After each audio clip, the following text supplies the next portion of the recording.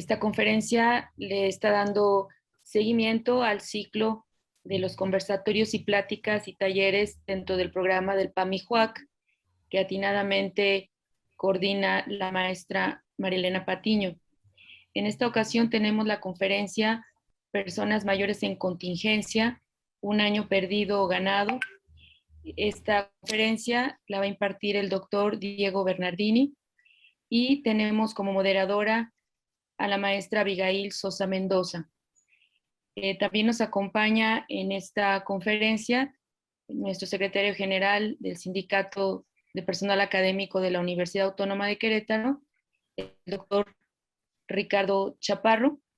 Doctor, si quisieras dar un saludo a la comunidad. Gracias, pues no, básicamente darles la bienvenida al doctor Diego nuevamente, tenemos la suerte de tenerlo por acá. Esperemos que esta sea una conferencia de mucho éxito para nuestros compañeros jubilados y pensionados, y veo que también hay muchos activos. Me parece que el tema es rico, el tema es muy interesante, es una duda de todo mundo, qué ganamos, qué perdimos en este año de pandemia. Y yo creo que espero que sean reflexiones muy ricas para todos. Gracias, doctor Diego, gracias, maestra Rosalía, gracias, maestra Marilena, por el trabajo que está haciendo en este esfuerzo. Y pues le cedo la palabra y comenzamos. Gracias. Gracias, doctor Ricardo Chaparro. Bien, a continuación voy a dar lectura a la semblanza curricular del doctor Diego Bernardini. Él nació en Buenos Aires, Argentina. Es doctor en medicina por la Universidad de Buenos Aires y máster en gerontología por la Universidad de Salamanca, España.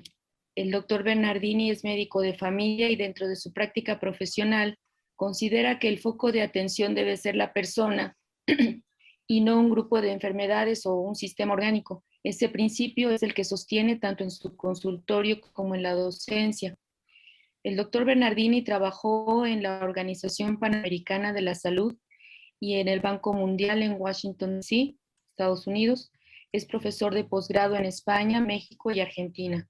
Fue profesor visitante en la Universidad de Malaya en Kuala Lumpur, Malasia, en 2014 y coordinador de proyectos del International Longevity Center en Brasil en 2015. Ha publicado una obra con el título De Vuelta, diálogos con personas que vivieron mucho y lo cuentan bien, en 2015, y otra obra cuyo título es La segunda mitad, los 50 más, vivir la nueva longevidad, en 2019 por la editorial Random House. Es profesor titular de salud del adulto mayor en la Universidad Nacional de Mar del Plata, Argentina, y de metodología de la investigación en la Fundación Barceló, Argentina. Además, realiza consultoría estratégica y es speaker internacional. Escribe y publica sobre salud, envejecimiento y desarrollo. Actualmente es considerado un referente internacional en el cuidado y la atención de las personas mayores. Le damos un agradecimiento al doctor Diego Bernardini por compartir hoy, 15 de junio, es un día especial, ya que se conmemora el Día Mundial de Toma de Conciencia de Abuso y Maltrato en la Vejez, designado así por la Asamblea General de las Naciones Unidas. Gracias, doctor Bernardini, por acompañarnos y por dirigir esta valiosa conferencia para toda nuestra comunidad. Un gusto nuevamente estar con ustedes. María Elena, muchas gracias por la invitación, por la posibilidad de volver a encontrarnos ya a casi un año y medio de la última vez que nos vimos personalmente allí en Querétaro. Y Abigail, muchas gracias por la posibilidad de poder coordinar y de acompañarme en esta charla y en esta presentación. Cuando surgió la posibilidad de que hablemos un poco, claramente creo que el diálogo está atravesado fundamentalmente por la contingencia que todos estamos viviendo. Eso creo que es una situación que en mayor o en menor medida nos ha afectado a todos, y creo que a partir de esa situación fue que el sufrimiento, la muerte, la desgracia que de alguna manera, la tristeza que de alguna manera empañó, modificó y atravesó todas nuestras vidas, me parece que es un buen punto para plantearnos un interrogante que me gustaría que pudiéramos, por un lado, respondernos entre todos y al mismo tiempo respondernos cada uno de nosotros. Cuando hablamos de personas mayores, fundamentalmente, porque es a lo que me dedico de alguna forma, lo que estudio, lo que acompaño y lo que intento ayudar a que éstas estén mejor, es muy difícil poder entender desde una perspectiva general qué es lo que pasa en la vida individual de cada una de estas personas. Por eso, cuando decidí ponerle de alguna manera el título, pero también ver un poco de qué vamos a hablar hoy, el planteo fue darnos cuenta, pensar, reflexionar sobre si esto que ya llevamos a más de un año, casi un año y medio, fue un año perdido o un año ganado. Uno, cuando habla con los pacientes, cuando habla con las personas mayores, escucha un abanico de respuestas muy amplio, muy diverso, porque sabemos que es muy difícil entender desde una perspectiva general la individualidad, la diversidad, las diferencias que hacen al ser una persona mayor. A partir de eso, como les digo, me gustaría plantear esta presentación primero como un diálogo. La mayoría o muchos de ustedes por lo menos me conocen y a mí me gusta la posibilidad de poder intercambiar ideas, pareceres, pensamientos con ustedes que están del otro lado. Pero por otro lado, bueno, planteé también una serie de puntos que tengo aquí anotados que de alguna manera nos lleven a reflexionar sobre lo que ocurrió, ¿no?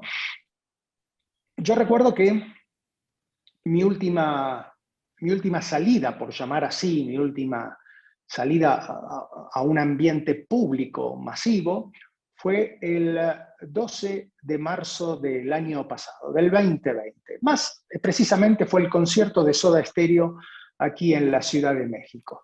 Sabiendo ya lo que estaba ocurriendo en Europa, fundamentalmente en Italia, y por supuesto lo que antes había pasado, unas semanas previas, había pasado en Asia.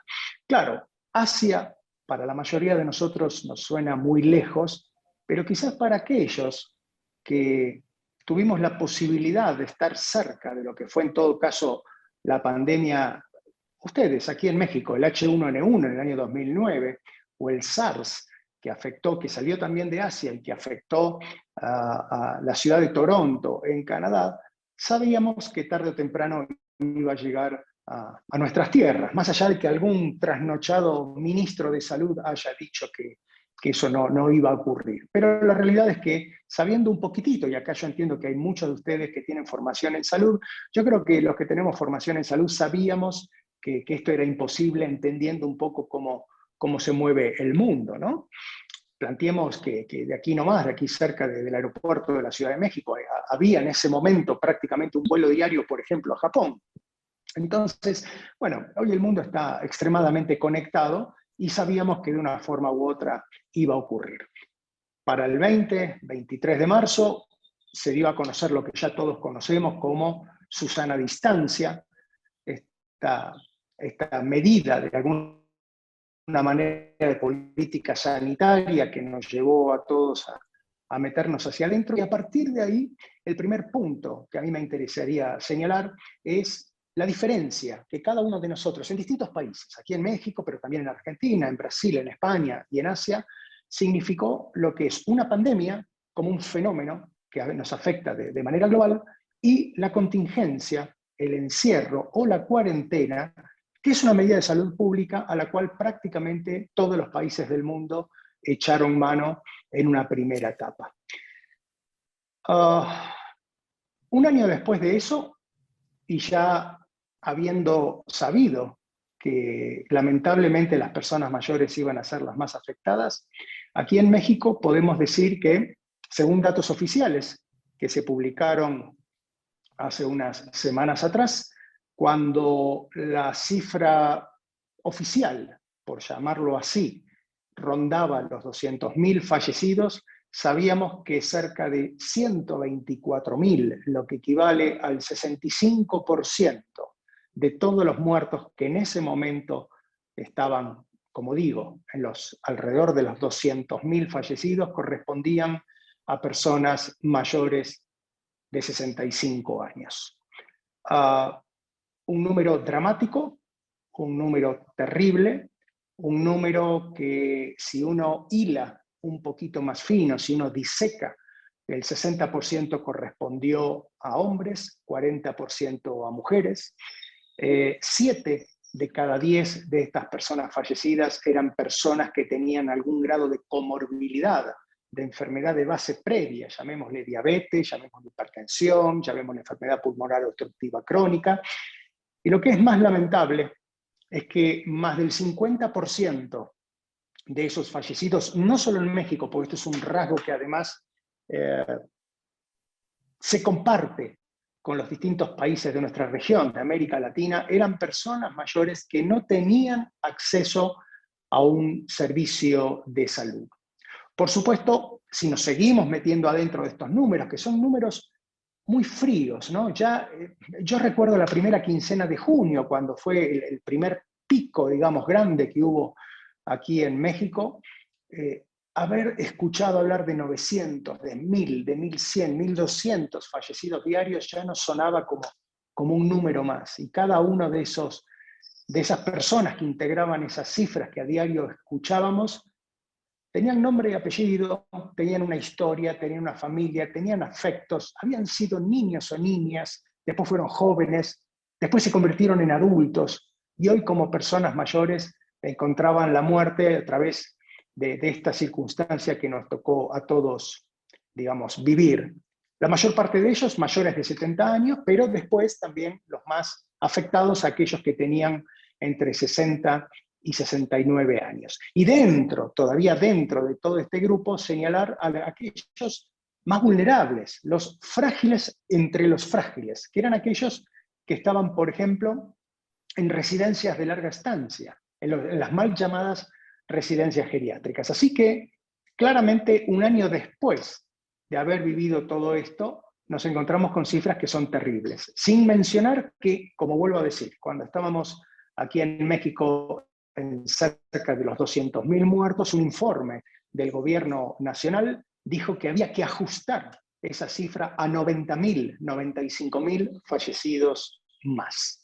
Y claramente las cifras, de alguna manera, nunca son las reales, porque esto ha pasado prácticamente en todo el mundo, pero además porque con el paso del tiempo, de lo que fue la evolución de la contingencia durante un año, nos hemos ido anoticiando de efectos que tenía el SARS-CoV-2 y que quizás al principio, digamos, de toda esta historia no lo entendíamos o nos sonaba extraño. Y lo voy a poner de esta forma: infartos, accidentes cerebrovasculares, muertes súbitas, que en ese momento no entendíamos por qué habían ocurrido. Hoy tenemos que pensar, tenemos que sospechar fuertemente que eran productos de este nuevo virus, del cual, y esto es un pensamiento personal, creo hoy que se sabe mucho menos de lo que realmente sabemos. O sea, estamos viendo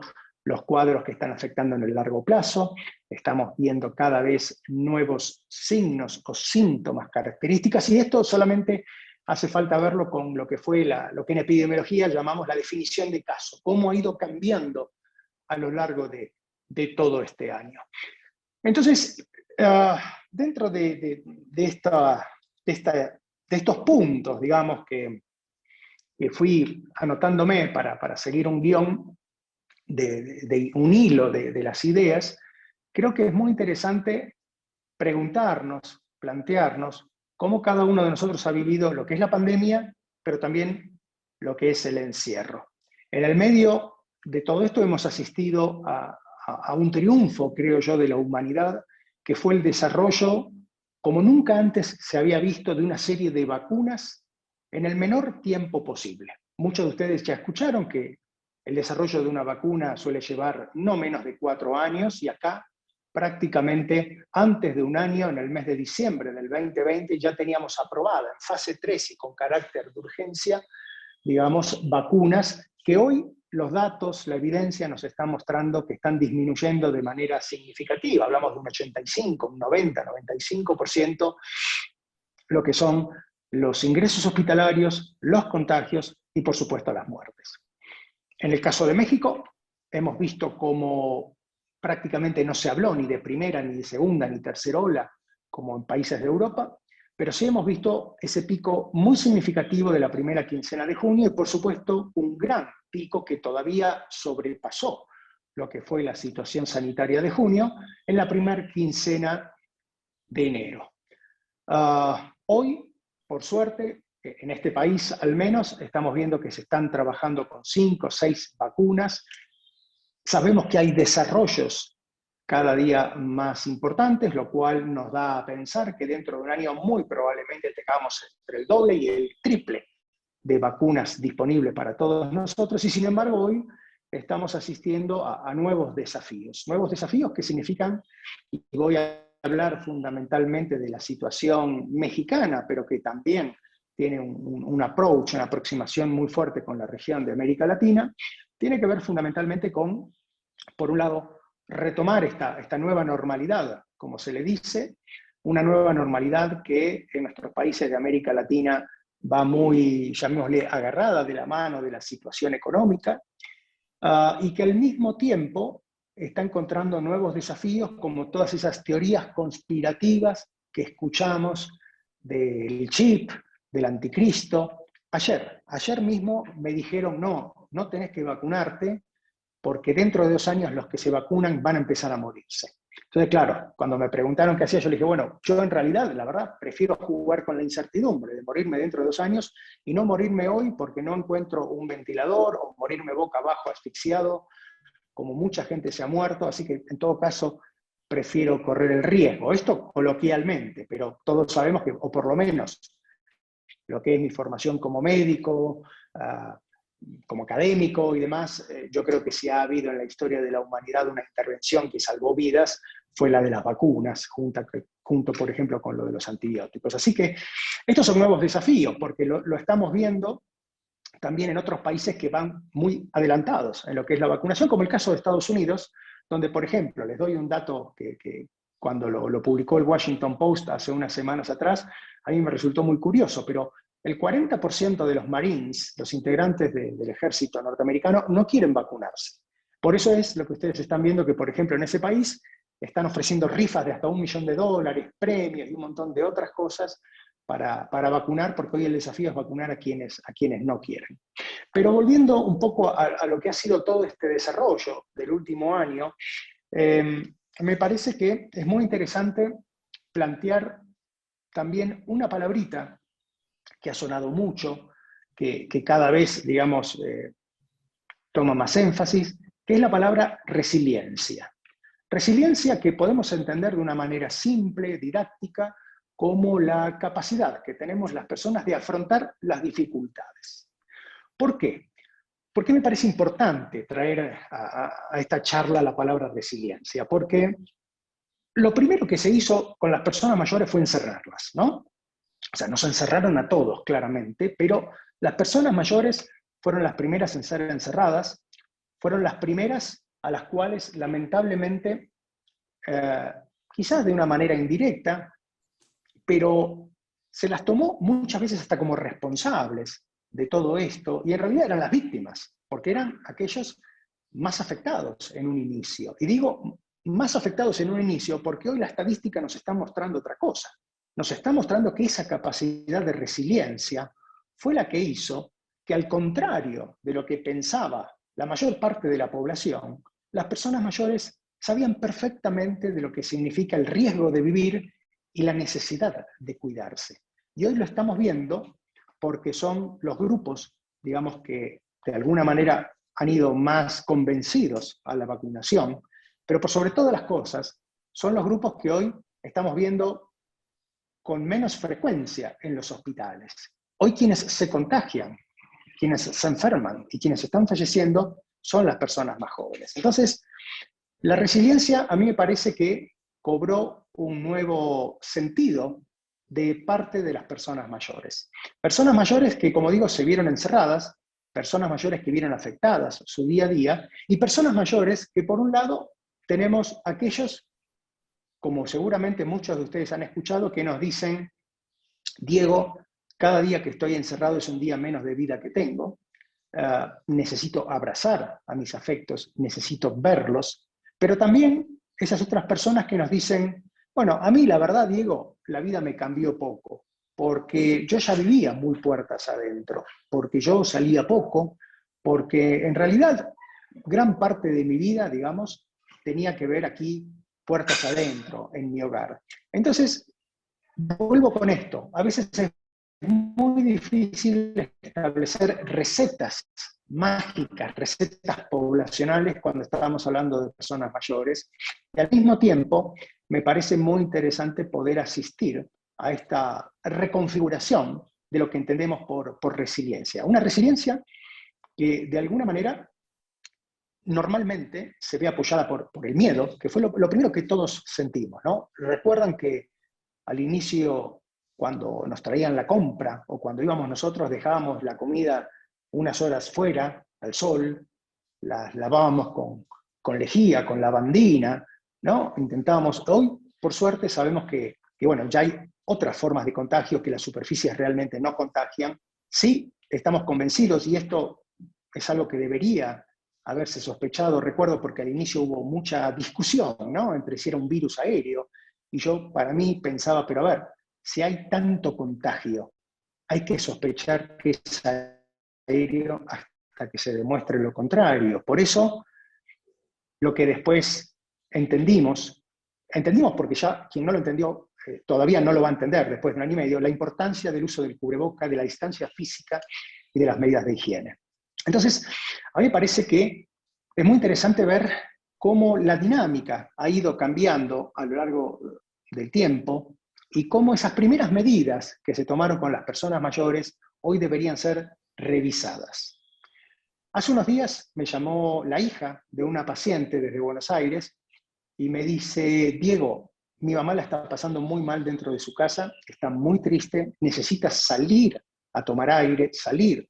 Les recuerdo que Argentina es uno de los países, por no decir el país en la región que ha tenido el encierro más prolongado, y las personas mayores lo han sufrido de una manera muy significativa. Hoy sabemos, como desde siempre entendemos los médicos, que nuestras decisiones las tomamos entre un costo y un beneficio. Hoy entendemos que el costo de mantener encerradas a las personas mayores es más alto que el beneficio.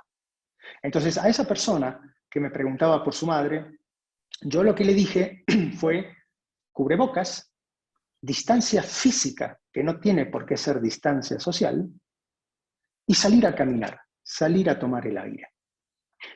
La primera vez que dije esto en una charla, y esto fue a mediados del año pasado, cuando todavía la contingencia estaba muy fuerte, varios de mis colegas me llamaron y me dijeron: Diego, qué bueno que lo estás diciendo, porque es lo mismo que pienso yo. Lo que pasa es que, claro, muchas veces decirlo en voz alta no se puede decir, porque supuestamente uno está yendo en contra de determinadas cuestiones. Y no es ir en contra, no es ir en contra. Es tener a mano la evidencia, es tener en cuenta el sentido común, y es, por sobre todas las cosas, saber que nuestras decisiones tienen que mantener un equilibrio entre el costo y el beneficio. Entonces, este tipo de situaciones, para nosotros como profesionales de la salud, claramente también fue muy delicada, sobre todo para aquellos que nos dedicamos a las personas mayores. Hubo un par de aspectos que a mí me llamaron la atención y también los tengo anotados aquí. Yo creo que una crisis no deja de ser una crisis, por más que los chinos tengan la misma simbología, el mismo kanji, como se le llama, esos símbolos orientales, para representar lo que significa crisis con oportunidad. Una crisis es una crisis, más una pandemia como la que estamos viviendo, pero creo que de ella se pueden obtener lecciones para no repetir, o por lo menos para entender determinadas cuestiones que deberíamos mejorar a futuro.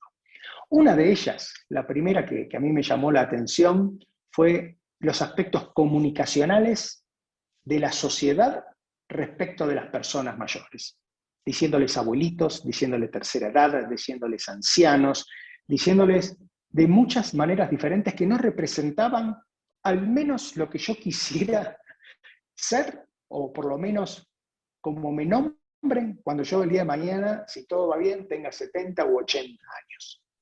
Personas mayores, adultos mayores, nombre y apellido.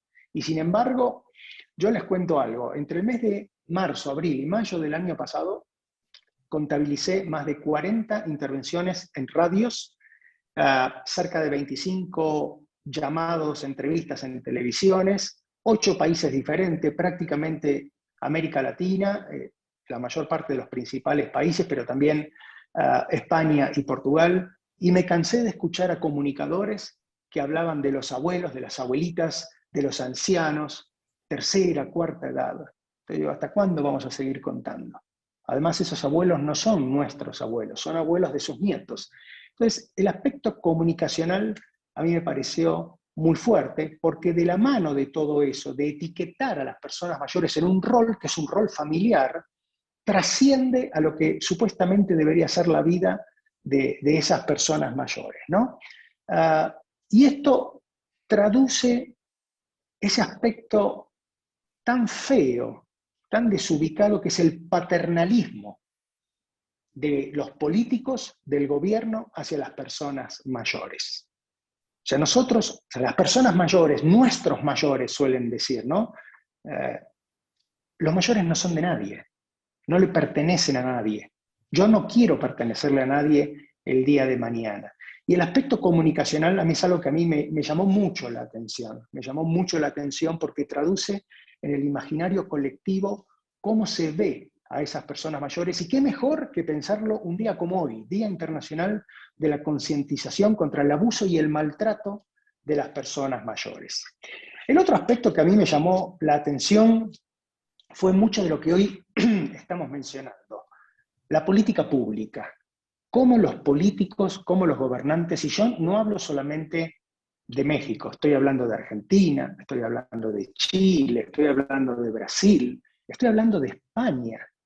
En España hubo más de 40.000 muertos, personas mayores, en los primeros 8 meses en residencias de larga estancia, cuando hoy se sabe que el gobierno de la Comunidad Autónoma de Madrid dio directivas sobre que las personas mayores de las residencias no deberían ser trasladadas a los hospitales. Yo les recuerdo algo, quizás aquí en México el porcentaje de personas mayores que viven en una residencia aquí en México apenas llega al 1%. Aquí, por suerte, en México todavía está muy arraigada la tradición del cuidado familiar. Las personas mayores están en sus propias casas conviviendo generalmente en hogares multigeneracionales, que esto también fue un tema porque los jóvenes que están en la edad de la inmortalidad seguían con su vida normal y después terminaban contagiando, en este caso sí, a sus propios abuelos, ¿no? En España, el porcentaje de personas institucionalizadas en residencias, en hogares de larga estancia, supera el 4, el 5%. Es mucha gente. Y hoy sabemos que hubo gobiernos que directamente decidieron, y además yo lo sé por amigos médicos que están allí en España. Les recuerdo, yo en España trabajé para el Sistema Nacional de Salud, viví 5 años ahí, así que conozco muy bien. Recibieron indicaciones de a qué personas trasladar a hospitales y a quiénes no. Entonces, la política pública yo creo que todavía tiene mucho por aprender. Y somos nosotros, los ciudadanos, los que tenemos que enseñarles a esos políticos, digamos, lo que son las personas mayores. No hay que meter todo en la misma bolsa. O sea, no todos los gobiernos son de la misma manera, no todos los políticos piensan de la misma manera. Aquí, justamente, aquí en México, sé de un par de iniciativas desde el gobierno que buscan, de alguna manera, crear medidas que ayuden a las personas mayores. El gobierno de la ciudad de Buenos Aires me contactó para poder ayudarlos en determinadas medidas. Esto existe, pero la realidad es que no siempre es así. Y el derecho que nosotros tenemos para enseñarle a esos políticos quiénes seremos las personas mayores, es el voto. Porque les recuerdo que las personas mayores son de los grupos que tienen más voluntad de voto. Son quienes más van a votar a la hora de las elecciones. Y esto ocurre prácticamente en todos los países. Hay otro punto que a mí me interesa tocar, que es el nivel de conflicto familiar que se ha dado con el encierro y que ha afectado mucho a las personas mayores, aunque esto suele ser bastante invisible, porque no se lo estudia, porque no se lo denuncia, porque hoy, justamente, y vuelvo a repetirlo, es el día en el que conmemoramos de alguna manera este tipo de conductas que tenemos que erradicar. El encierro, y por eso es importante y por eso siempre señalo la diferencia entre encierro y pandemia, el encierro eleva el conflicto familiar, vaya por donde vaya. O sea, esto es condición sine qua non. Para aquellos que les interesa, hay una revisión muy interesante, una revisión sistemática que se publicó en el Lancet en el mes de febrero del 2020, cuando todo esto comenzaba, que mostraba que la cuarentena no era inocua a la salud mental y a la salud física de las personas. Esto, como ustedes se dieron cuenta, la mayor parte de los políticos no lo escuchó. Entonces, el tema del conflicto intrafamiliar, lo que comúnmente se llama violencia doméstica, es otro de los temas que se elevó, digamos, que lo estamos viendo con las cifras, sobre todo del maltrato, de lo que se llama violencia machista. Entonces, hay distintos aspectos que tenemos que empezar a evaluar también para saber si es un año perdido o un año ganado. Porque, por un lado, con todas estas medidas que nosotros hemos ido mencionando, podríamos decir que se privilegió la salud de las personas mayores desde el punto de vista físico, el no contagio, la no internación, la no muerte. Pero, ¿qué pasa con la salud mental? La salud mental es una curva diferente, es muy distinta a la curva del contagio, del ingreso hospitalario y de la muerte. Nosotros estamos seguros que durante mucho tiempo más vamos a seguir todavía viendo secuelas de lo que fue este último año vivido puertas adentro de nuestra casa. Yo creo que, y me gustaría ir redondeando un poco esta presentación para entonces dar lugar a las reflexiones, a las charlas, que ustedes mismos me van a ir diciendo si realmente fue un año perdido o un año ganado. Creo que tenemos que verlo en dos aspectos. Tenemos que reconocer fundamentalmente lo que hemos vivido en este año, el sufrimiento tangible que hemos visto con pérdidas, con afectos que hoy ya no están entre nosotros, pero al mismo tiempo con lo que significó poder entender el tránsito de una situación totalmente incierta. Y digo incierta porque las cifras en aquellos países que tienen buenos sistemas de registro nos están mostrando que claramente con la vacunación el sufrimiento, la muerte, los contagios bajan, pero también nos estamos anoticiando de que hay todavía un grupo muy importante de personas que no se quieren vacunar. Y esto va a traer como consecuencia que esta cola, esto de lo que va quedando de las internaciones, de las muertes y de los ingresos, claramente todavía nos persigan por mucho tiempo más. Si hay algo que tuvimos en este tiempo de encierro es esto, es tiempo para pensar en muchas cosas, no solo tiempo para ver afuera, sino tiempo para confrontarnos nosotros mismos con la finitud, con la muerte. Yo creo que a ninguno se nos escapó en los círculos más íntimos de nuestra vida poder hablar y decir, bueno, miren, si a mí me pasa esto, si yo me contagio, si me hospitalizo, si me muero, a mí me gustaría esto, esto y esto. En mayor o en menor medida yo estoy seguro que, no sé si lo verbalizamos, pero estoy seguro que todos nosotros lo hemos pensado. Por eso creo que lo que nos deja este año es tiempo de reflexión, tiempo de autocrítica, tiempo de afrontamiento a algo que todos sabemos que en algún momento va a llegar, que es la finitud. Y también me parece que nos deja otra cuestión muy interesante como observadores, que es cómo se manejó la sociedad respecto a la persona mayor. Algunos de ustedes que hoy estamos aquí en este espacio ya lo son, pero también hay otros que quizás no lo somos, pero si todo va bien lo vamos a hacer. Por eso siempre digo que esa persona mayor de hoy somos nosotros el día de mañana. Entonces, me parece que acá hay dos cuestiones, dos puntos muy interesantes que nos van a ayudar a responder esta pregunta sobre si fue un tiempo de pérdida o un tiempo de ganancia. Un tiempo de pérdida donde claramente hubo abusos, hubo maltratos, en muchos lugares no se les consultó a las personas mayores, se les vulneró el derecho de autodeterminación, se les vulneró la dignidad de poder decidir por ellos mismos, pensando que lo que uno decía, sea uno familiar o sea uno un político, un alcalde o lo que tenga que ser, era lo mejor para esas personas mayores. Y por otro lado, esa situación de que para muchos implicó un proceso de aprendizaje. Doloroso, quizás, pero un proceso doloroso al fin. Por eso, yo creo que respondernos si esto fue un año perdido o un año ganado es algo muy personal, es algo muy individual, es algo que con esta charla yo quise poner distintos elementos sobre la mesa para poder decidir mejor y que cada uno de ustedes pueda reflexionar.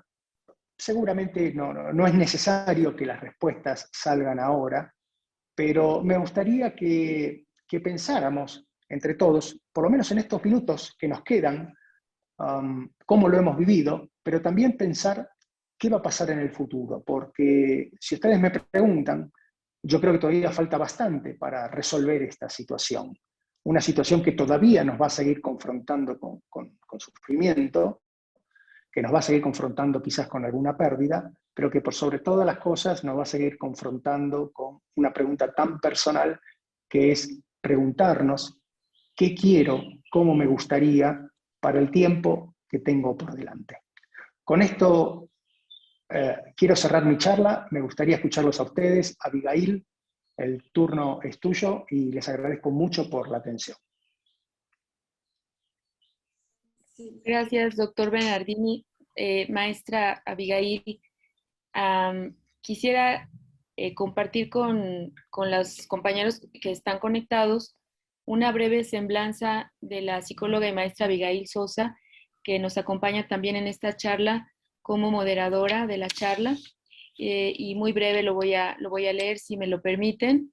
La maestra tiene estudios de licenciatura en Psicología Clínica por la Facultad de Psicología de la Universidad Autónoma de Querétaro. Es máster en Psicología Infanto-Juvenil por el Instituto Superior de Estudios Psicológicos de España. Actualmente cursando la maestría en Gerontología Social en el Centro Mexicano Universitario de Ciencias y Humanidades de Puebla. En cuanto a su experiencia profesional, es actualmente miembro de la mesa directiva del Colegio Médico de Querétaro, miembro fundador y directora ejecutiva del Centro de Apoyo y Atención en Diabetes de Querétaro. Ha creado un espacio en redes sociales denominado El Segundo Aire, con expertos en temas relacionados con la salud y aspectos psicológicos desde una perspectiva de curso de vida. Ha implementado talleres de contención emocional a distancia en tiempos de pandemia, múltiples webinars internacionales sobre diabetes, depresión y emociones, entre otros. Ha desarrollado y conduce en televisión por internet el programa El Segundo Aire, donde aborda temas de salud y psicología para mejorar la calidad de vida de las personas mayores. Ha sido coordinadora del Departamento Psicopedagógico y docente en el Colegio Anglo-Mexicano y el Colegio Wexford. Es organizadora y directora ejecutiva en diversos eventos académicos en el área de actualización de profesionales de la salud desde 2014 a la fecha. Es ponente y organizadora de conferencias, talleres relacionados con obesidad, diabetes, gerontología, geriatría, autoestima, sexualidad, escuela para padres y más. Ha ejercido su práctica profesional en consultorio también desde el 2006 a la fecha. Le damos la palabra a la maestra y psicóloga Abigail. Adelante. Muchas gracias, maestra Rosa María. Yo ya no me alargo mucho porque sé que Diego ahorita también tiene que iniciar otro webinar el día de hoy. Así que nada más para cerrar justo la idea que mencionaba el doctor Diego, que además tiene una perspectiva muy optimista, muy distinta en muchos casos, muy innovadora en el cómo tocar estos temas de envejecimiento y de vejez, y que bueno, hoy nos mostró en este día cómo a veces es necesario identificar y saber cómo son estas formas en las que vulneramos, en las que llegamos a abusar o maltratar de las personas mayores, aún de maneras muy sutiles, muy indirectas, que si no conocemos, caemos nosotros mismos en el error, ¿no? De volver a vulnerarlos aún más.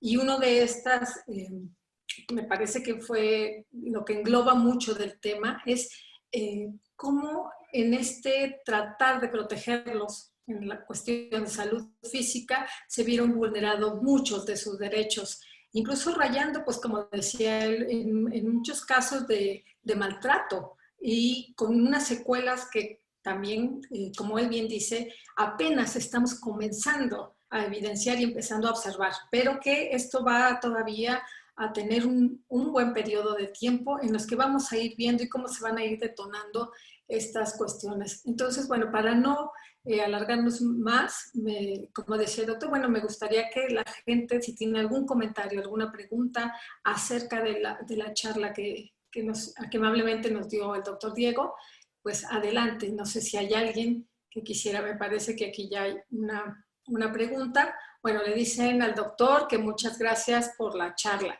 En el recuadro, ustedes tienen un cuadro que dice chatear, y ahí pueden generar sus preguntas o levantar la mano directamente para poder hacer la pregunta o un comentario directamente. No sé si hay alguno. No.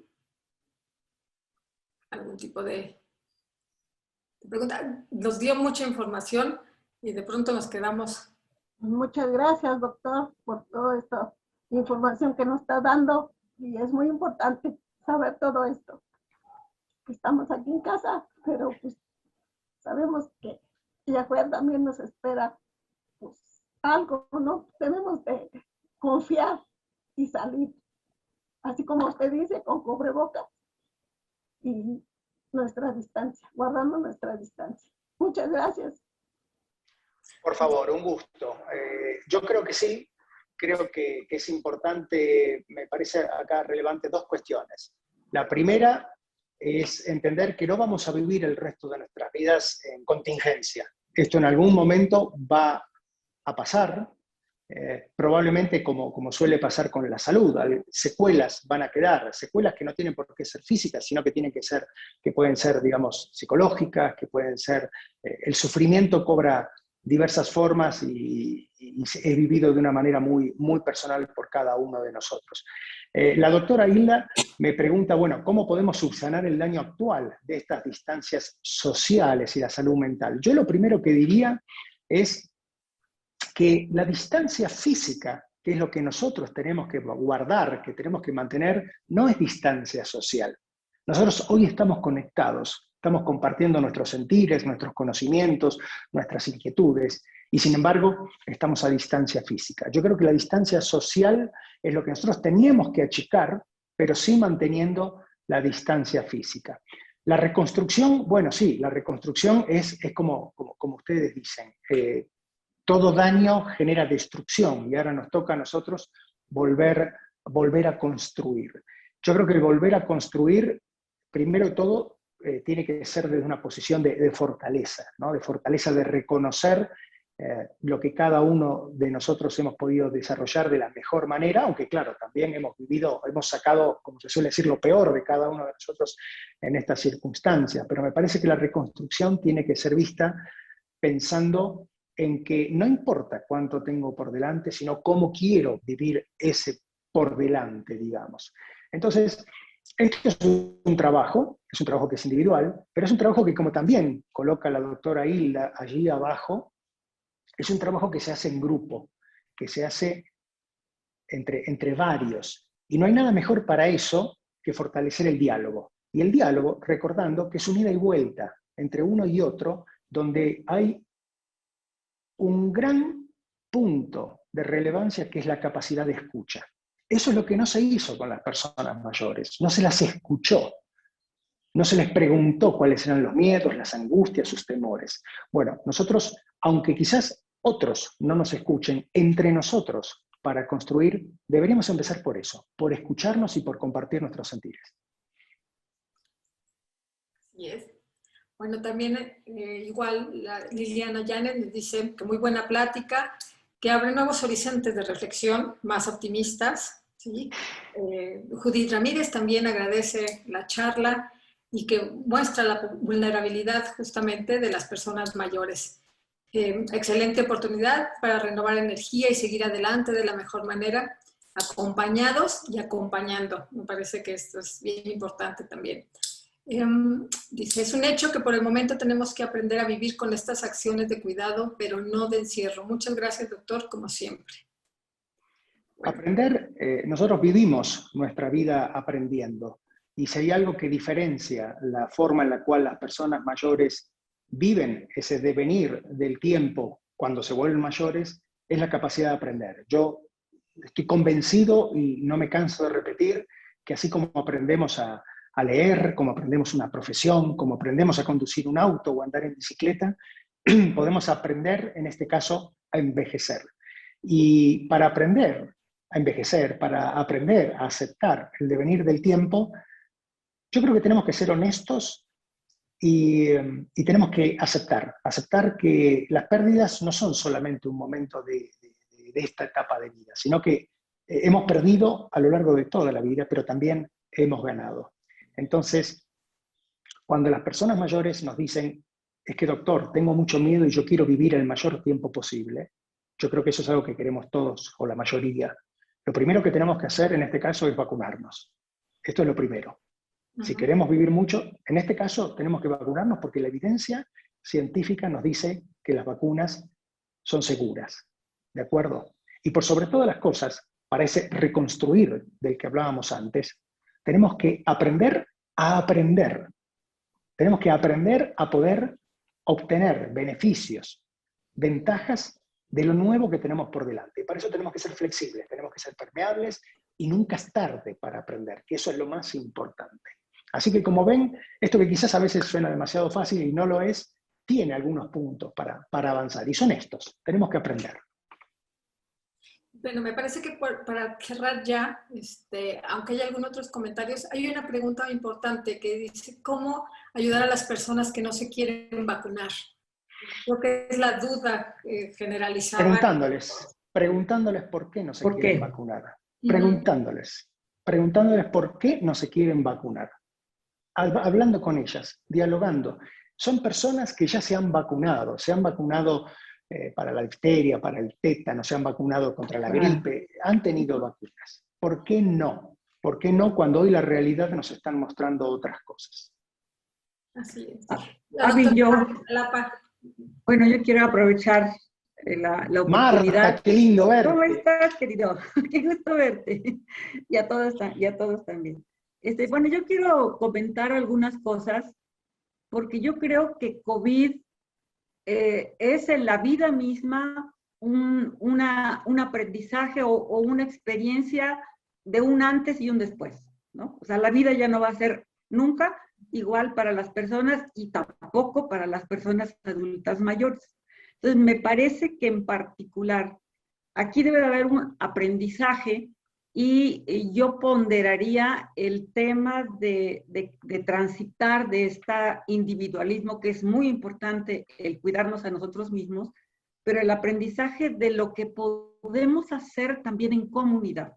En comunidad tenemos que actuar colectivamente para incidir en la presión para que se generen políticas públicas, porque lamentablemente vimos discriminación a adultos mayores a la hora de seleccionar camas, a la hora de seleccionar a quién le aplico la vacuna en otros países, y creo que esto es muy lamentable y tenemos que ir previendo esta situación, que el sistema sanitario se vaya ajustando a estas nuevas necesidades que tenemos las personas adultas mayores.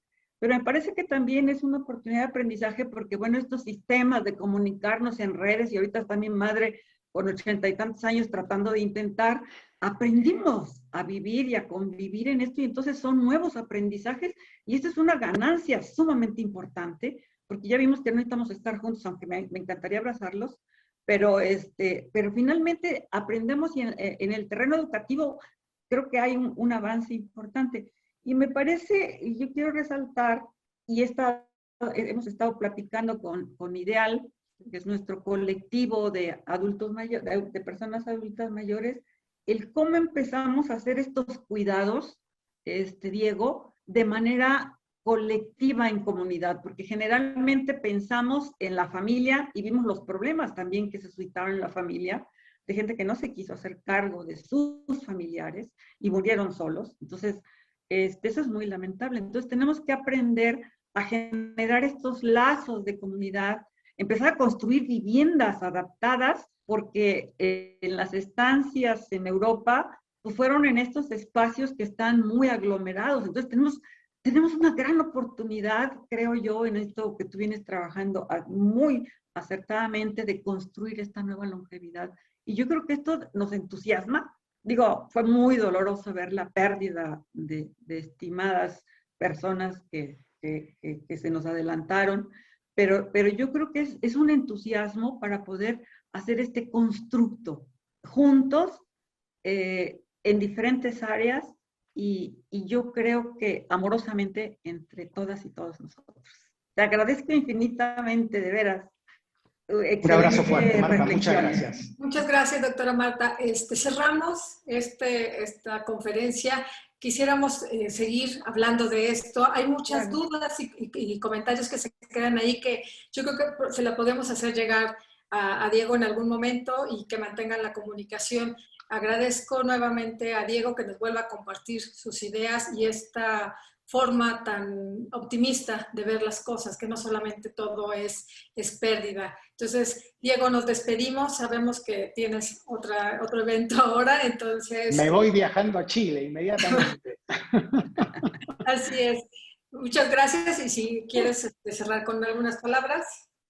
Mi agradecimiento a ustedes. Realmente saben que para mí es un gusto poder juntarnos, poder intercambiar ideas. Realmente lo agradezco mucho. Para aquellos que no pudimos, digamos, intercambiar o responder las preguntas, saben que me encuentran en las redes sociales como Dr. Diego Bernardini, tanto en Facebook como en Instagram. Y bueno, ojalá dentro de poco nos podamos ver presencialmente por allí y darnos ese abrazo. Un abrazo muy, muy fuerte. Nos vemos, Diego. Y si amenazamos con que haya un taller donde podamos compartir todos estos y comenzar otro diálogo nuevamente. Gracias, Diego. Muchas gracias, Diego. Bye. Hasta luego, cuídense. Gracias, chao a todos. Gracias.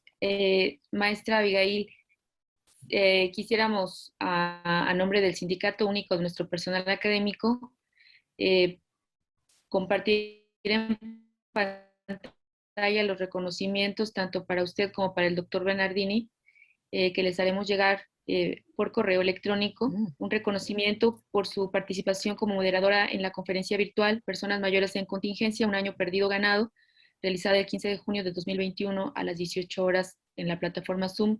Maestra Abigail Sosa Mendoza, muchísimas gracias. Le haremos llegar este reconocimiento. Muchas gracias. Muchas gracias, maestra, y muchas gracias a todos. Qué bueno que pudieron conectarse y que pudimos estar. Lamentablemente, bueno, Diego, hoy es un día bastante correteado para él porque lo buscan de diferentes países, entonces lo bueno fue que pudo estar con nosotros y próximamente estamos en pláticas, en la organización de poder traerlo ya de manera personal para poder iniciar con algún tipo de diálogo o taller. Sabemos que hay mucha necesidad de hablar, mucha necesidad de contención, de expresar muchas de estas cosas que se vivieron a lo largo de este año y medio. Entonces, ya les haré llegar también con la maestra María Elena la información para todos aquellos que quieren acompañarlos y puedan estar con él también ya de manera presencial. Y en todo caso que él también pueda traer sus libros para aquellos que están interesados en adquirirlos. Entonces, pues muchísimas gracias. Nuevamente agradezco el espacio y que, bueno, estos encuentros se sigan dando. Gracias, maestra Abigail. Sí. Y dándole seguimiento a la propuesta que comentas de un encuentro presencial, quisiéramos comentar que nuestro sindicato sigue trabajando en instalaciones cada vez más adecuadas. Tenemos nuestra casa club en la parte norte de la ciudad, con espacios amplios, hay una parte incluso abierta, hay sin problema de estacionamiento para que pudiéramos tener ahí un encuentro presencial con todo el protocolo sanitario que se requiera, y pues está ahí la propuesta, ojalá se pueda hacer pronto. Muchas gracias, maestra Abigail. Ojalá que sí, gracias, qué bueno que también se puede contar con este espacio para donde se sientan en casa y con todas las condiciones sanitarias. Claro. ¿No? Muchísimas gracias. Muchas gracias a todos. Gracias. Gracias a todos. Hasta luego.